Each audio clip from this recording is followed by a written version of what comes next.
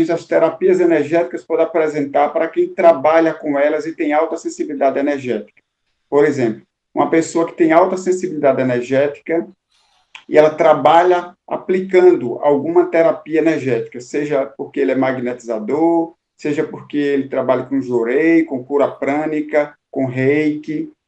Quais são as vantagens de se trabalhar com essas terapias quando se tem alta sensibilidade energética? As vantagens é que quando você trabalha com terapias energéticas, você consegue se auxiliar porque você consegue movimentar essas energias em você, né? As energias, elas são drenadas e recicladas, aliviando as cargas fluídicas absorvidas.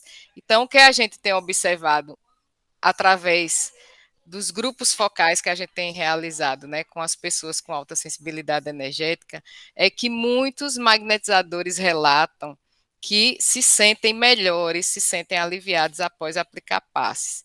E o engraçado é que alguns deles ficam meio receosos porque, como um dos sintomas da alta sensibilidade energética é a fadiga, né, o cansaço, às vezes eles associam isso a uma fadiga fluídica e pensam que não podem aplicar passes.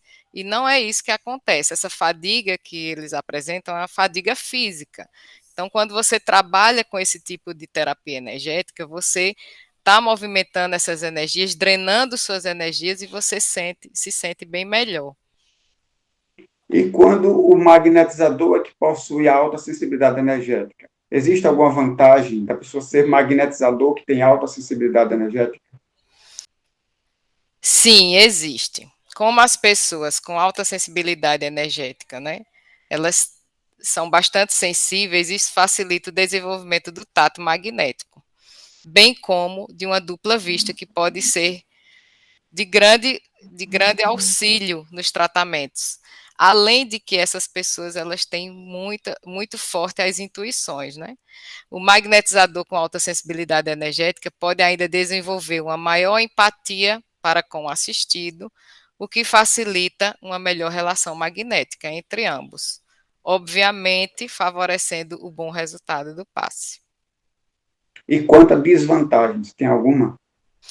Tem. Como a gente sabe, as pessoas com alta sensibilidade energética, elas têm uma facilidade em absorver fluidos, as energias do ambiente, energias das pessoas, energias dos objetos, ou ser sugado por eles. Então, é, a pessoa pode, se ela não tiver esse cuidado, né, de se blindar, de não absorver tantas energias, ela pode se sentir mal ao aplicar um passe, principalmente se o assistido não estiver bem, que geralmente acontece isso, né? As pessoas vão para a casa espírita em busca de passes porque elas não se sentem bem. Eles podem ainda ter a dificuldade de se desligar fluidicamente do assistido no final do passe, mas tudo isso pode ser resolvido se ele usar eficientemente os dispersivos ao final do passe, além do comando mental de se desligar, né? O comando mental que é associado à sua vontade para que haja essa desconexão completa e final do assistido. Ok. E que cuidados deve ter o magnetizador com alta sensibilidade energética quando ele vai aplicar passes em alguém? Resumindo o que a gente falou na pergunta anterior, o magnetizador, ele precisa se proteger para aplicar um passe magnético, para ele não absorver as energias, né? Ele precisa aplicar com eficiência os dispersivos para não ser sugado, para não absorver as energias do paciente e para se desvincular completamente dessas energias do magnetizado. E outro recurso que é bastante importante para o magnetizador usar é a respiração diafragmática durante a aplicação desses passes. Maravilha. E quando um magnetizador qualquer, digamos um magnetizador que não tem alta sensibilidade energética, quando ele vai aplicar passes num doente que tem alta sensibilidade energética, que cuidados ele deve ter? Qual é a conduta que ele deve adotar? Primeira coisa, ele tem que verificar cuidadosamente com o tato magnético, de modo a identificar onde há congestão fluídica. Uma condição antes disso aí, né, que é muito importante, independente da pessoa ter alta sensibilidade energética ou não, é o magnetizador não doar na relação magnética e nem no tato, principalmente numa pessoa com alta sensibilidade energética. Então, tomar cuidado ao concentrar fluidos, no caso, quando você vai aplicar o passe e tem concentrações, você tem que ter cuidado nessas concentrações para não congestionar o assistido. De preferência, para que isso não aconteça, você intercala as concentrações com dispersivos. Então, você concentra, dispersa, porque o centro vital vai melhor absorver essas energias que você vai estar concentrando. Então, usar os dispersivos localizados ou gerais com eficiência, tomando os devidos cuidados para não agravar a congestão fluídica desse assistido. Tatiana, as pessoas elas não são doentes pelo fato de possuírem alta sensibilidade energética, não é isso? Isso. Porém, não há alguma forma de ajudá-los nesse sentido através do magnetismo? A gente acredita que sim. No momento, estamos testando um método que consiste basicamente em dispersões em todos os centros vitais, tanto os anteriores como os posteriores, versos e reversos. Encontrando obstruções nos NADs, pode-se tratá-las com introjeções ou com dispersivos, como falamos anteriormente. Tá aí então a dica, pessoal, aqueles que são magnetizadores, ao encontrarem um paciente que tem alta sensibilidade energética, testem, por favor, esse método e depois nos enviem os resultados que você alcançou. Verifique-se que aplicando esse método, além do tratamento da doença especificamente, se houve uma melhora mais rápida do paciente do que anteriormente, quando só aplicava o tratamento daquela doença. Por exemplo, se você tem um paciente com depressão, você está aplicando o TDM, compare com um outro que tem alta sensibilidade energética, onde você aplica, além do TDM, este método que nós estamos testando por aqui também, que é basicamente dispersões em todos os centros vitais e também dos NADs, onde se mostram alguma obstrução.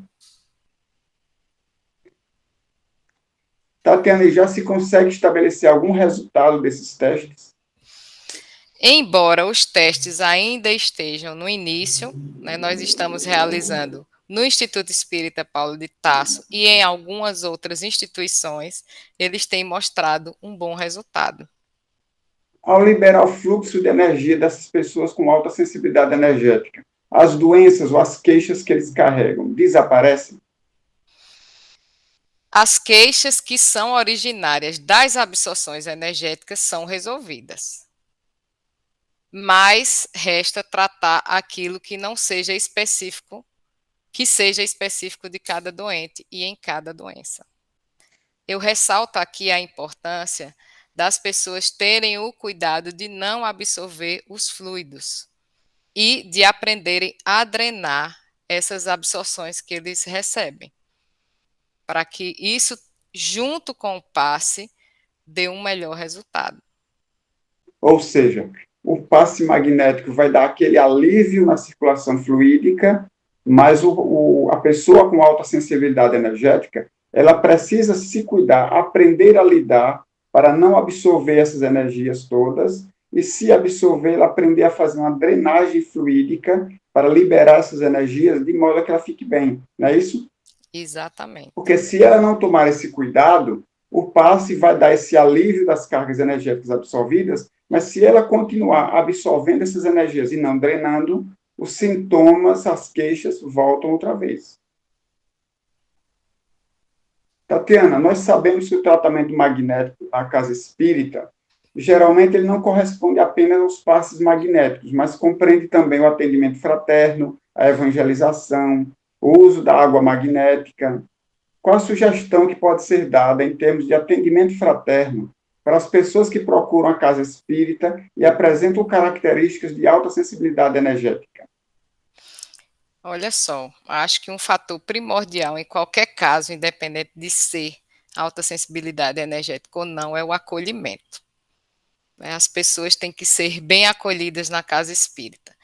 E é muito importante que os trabalhadores fraternos da casa tenham conhecimento do que é a alta sensibilidade energética, de como as pessoas podem sentir, quais os sintomas que elas podem apresentar e, principalmente, como elas podem melhor lidar com essa situação. Porque eles vão, além deles receberem nas informações trazidas pelo assistido, que apresenta essas características, eles podem melhor informar a essas pessoas como lidar com aquilo ali e como elas podem se proteger e como elas podem se energizar. A gente tem observado que as pessoas elas sofrem muito quando apresentam essa característica, porque elas não são compreendidas. Elas não são compreendidas e elas são julgadas. São julgadas como pessoas esquisitas, são julgadas como pessoas que têm frescura, e não é. A gente sabe que isso não é, isso é algo muito sério e que causa dores e que causa doenças. Então, é muito importante que elas saibam que o que elas estão sentindo não é uma frescura. E o que elas estão sentindo, outras pessoas também sentem e que elas podem cuidar.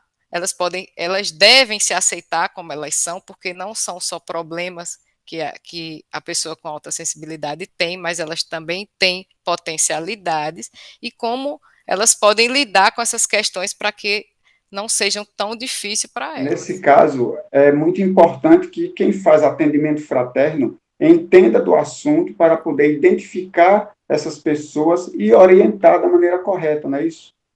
Isso, que a informação pelos atendentes fraternos é muito importante, porque eles identificando, eles podem melhor conduzir as informações para o assistido. Bom, pessoal, ficamos por aqui então. Aguardo vocês no próximo vídeo da série Sensibilidade Energética. Se não viram os vídeos anteriores, reforçamos, veja os vídeos anteriores no meu canal no YouTube, Adilson Mota. Acesse o nosso blog sensibilidade.net, entre em contato conosco, conte a sua história. Gostaríamos muito de entrar em contato com você, conhecer sua história, podemos trocar ideias e experiências a respeito desse assunto. Então, até a próxima oportunidade e tchau para vocês. Tchau, pessoal. Até a próxima. Assistam os nossos vídeos. Deixe sua experiência aí para que a gente possa entrar em contato.